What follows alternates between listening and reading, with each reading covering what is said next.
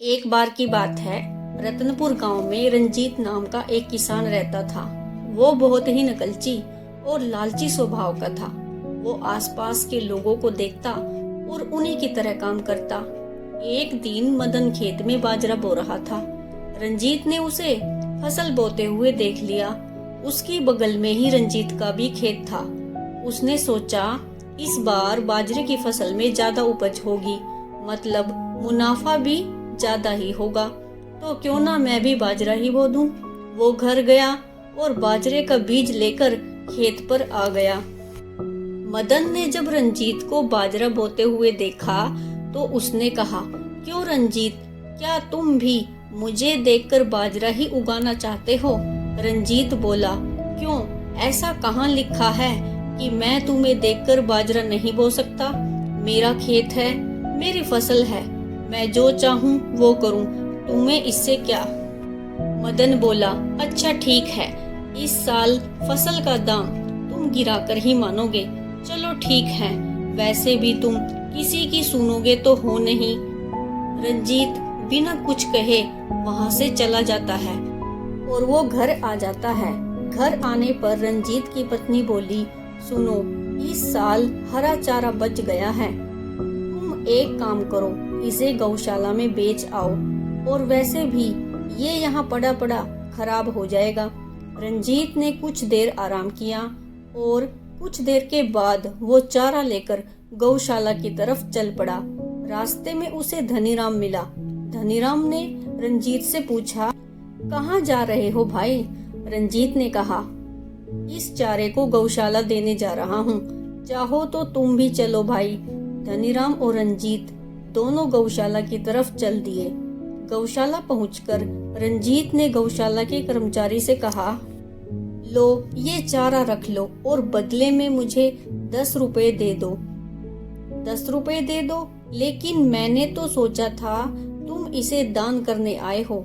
ये सुनकर धनीराम ने कहा, अरे भाई देखो कितनी शांति है यहाँ और कितनी प्यारी गौशाला है, कोई नहीं, दे दो। हाँ हाँ, फ्री में सभी कुछ देकर तुम्हें शांति तो मिलेगी ही ना। उसके बाद वो दोनों गौशाला से थोड़ा आगे बढ़े तो उन्होंने देखा कि मणिचंद गाय के गोबर को एक बाल्टी में भरकर अपने घर ले जा रहा है। ये देखकर रंजीत ने धनीराम से कहा, अरे भाई ये गोबर का क्या करता होगा?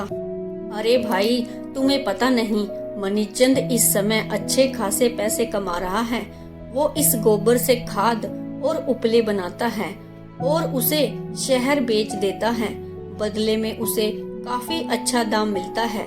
ये सुनकर रंजीत ने कहा, अच्छा ऐसा है।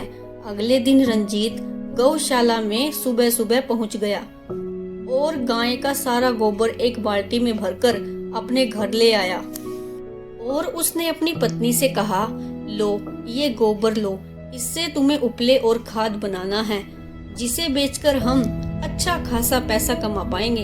ये सुनकर रंजीत की पत्नी ने कहा, सुनो, मेरे पास वैसे भी घर के बहुत सारे काम होते हैं, पूरा दिन लग जाता है काम को करते करते।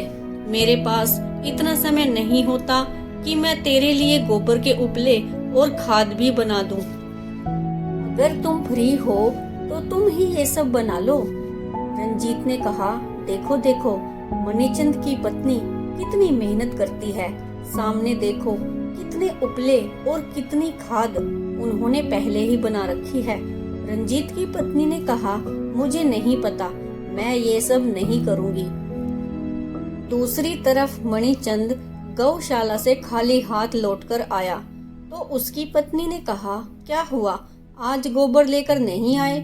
नहीं, आज रंजीत गौशाला का सारा गोबर ले गया। बहुत ही नकलची और लालची इंसान है। मणिचंद की पत्नी ने कहा, अरे नहीं नहीं, तुम उनसे जाकर कहो, वो तुम्हें गोबर जरूर लौटा देंगे। हाँ ठीक है, कोशिश करता हूँ। मणिचंद रंजीत के घर जाता है और उससे कहता है, रंजीत भाई, अगर यह गोबर आपके किसी काम का न हो तो क्या मैं इसे ले जाऊं? रंजीत ने कहा, ठीक है, हाँ हाँ ले जाओ, वैसे भी मेरी पत्नी इसका कुछ नहीं करने वाली, और हाँ बदले में मुझे 5 रुपए देते हुए जाना। 5 रुपए? लेकिन किसके? गौशाला में तो ये सब फ्री में रहता है। अरे गौशाला से इतनी दूर तक मैं इसे लेकर आया हूँ, उसमें भी तो मेहनत लगी है मेरी। मनीचंद उसे 5 रुपए दे देता है और अपने घर वापस आ जाता है। कुछ समय के बाद रंजीत और धनीराम एक जंगल से गुजर रहे होते हैं। रंजीत को एक पेड़ पर मधुमक्खी का छत्ता लगा हुआ दिखाई देता है। वो धनीराम से कहता है, अरे भाई देखो कितना बड़ा मधुमक्खी का छत्ता है, इसमें काफी शहद होगा ना? हाँ हाँ सही कह रहे हो, काफी शहद होगा इसमें, लेकिन तुम ये सब क्यों पूछ रहे हो? सुना है शहर में शहद का दाम काफी महंगा है। अगर हम इस शहद को ले जाकर शहर में बेचेंगे तो हमें काफी मुनाफा होगा। हाँ हाँ, लेकिन इस काम में काफी जोखिम है, हमें यह काम नहीं आता। मधुमक्खियों का शहद लेना खतरे से खाली नहीं होता। रंजीत बोला, अरे कुछ नहीं होगा, तुम नीचे जलती हुई मशाल लेकर खड़े रहना, बाकी मैं सब संभाल लूंगा। थोड़ी देर बाद रंजीत और धनीराम हाथ में एक बाल्टी, रस्सी और जलती हुई मशाल लेकर वहां पहुंचते हैं। रंजीत के मधुमक्खियों के छत्ते के नजदीक पहुंचते ही मधुमक्खियां उड़ने लगती हैं। रंजीत उन्हें हाथ से भगाने लगता है, लेकिन वो लगातार रंजीत को परेशान करने लगती है। तभी रंजीत अपनी मशाल को जला लेता है और मधुमक्खियों के पास ले जाता है, लेकिन संतुलन बिगड़ने के कारण रंजीत रस्सी से लटक जाता है और मधुमक्खियां उसे काटने लगती हैं। ये सब देखकर धनीराम डर जाता है और वहां से भाग जाता है। कुछ देर के बाद रंजीत पेड़ से नीचे गिर जाता है, लेकिन मधुमक्खियां उसे और ज्यादा परेशान कर रही होती हैं। तभी धनीराम कुछ लोगों को लेकर वहां पहुंचता है, जो मधुमक्खियों के छत्ते से शहद निकालकर उसे शहर बेचने जाते थे। उन्होंने मशाल जलाकर मधुमक्खियों को वहां से भगाया, लेकिन इतने में उसे मधुमक्खियों ने काट लिया था और वो पूरी तरह से सूज गया था। वो लोग रंजीत को डांटते हुए कहते हैं कि जब तुम्हें ये काम करना नहीं आता तो करते क्यों हो? दूसरों के काम को दूसरों को ही करने दो, ज्यादा लालची मत बना करो। रंजीत दर्द से करा रहा था। वो लोग रंजीत को हॉस्पिटल लेकर गए। धनीराम ने रंजीत को कहा, मैंने तो तुमसे पहले ही कहा था कि इस काम में बहुत जोखिम है। अब देखो क्या हाल कर लिया है तुमने। अगर मैं उन लोगों को लेकर समय पर नहीं पहुंचता तो मधुमक्खियां तुम्हें और भी ज्यादा काट लेती।